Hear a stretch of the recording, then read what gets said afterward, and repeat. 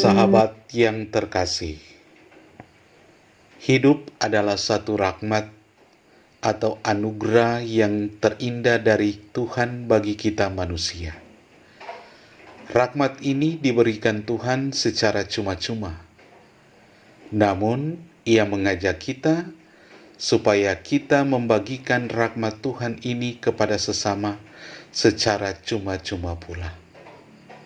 Artinya, keindahan rahmat Tuhan ini menjadi sungguh bernilai dan punya makna dalam hidup ketika kita mengambil bagian sepenuhnya dalam tugas pewartaan kerajaan Allah dalam dunia konkret saat ini.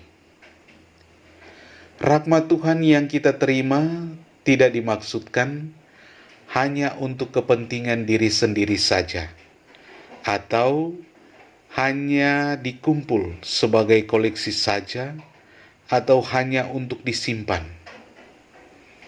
Rahmat Tuhan diberikan kepada kita supaya kita memberdayakannya dalam kehidupan pelayanan kita. Hidup adalah suatu tugas yang mesti kita emban dengan penuh tanggung jawab dan dengan suatu pelayanan yang tulus dan ikhlas. Hari ini, Tuhan Yesus memberi perintah kepada kita, "Pergilah dan beritakanlah kerajaan surga sudah dekat." Kehadiran kerajaan Allah itu selalu ditandai dengan berkat dan rahmat bagi orang lain. Orang sakit disembuhkan, orang mati dibangkitkan, orang kusta ditahirkan, dan setan-setan diusir. Berkat dan rahmat ini bersumber dari Allah sendiri. Allah lah yang menyembuhkan dan mengusir setan-setan serta kuasa kegelapan.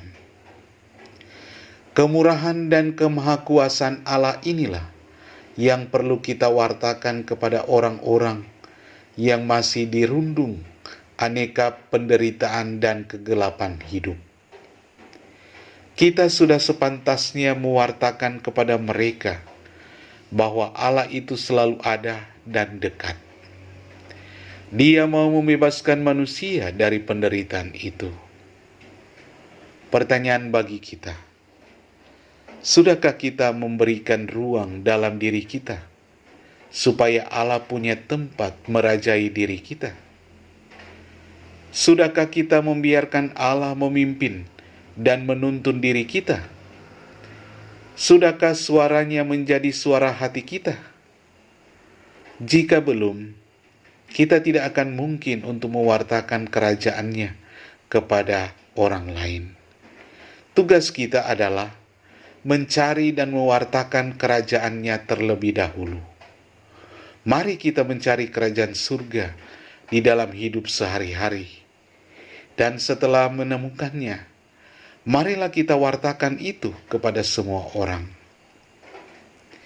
Ya Tuhan, ajarilah kami umat-Mu untuk mengikuti teladan para kudus-Mu, yang rela menyerahkan nyawanya untuk mewartakan Injil Kerajaan Allah.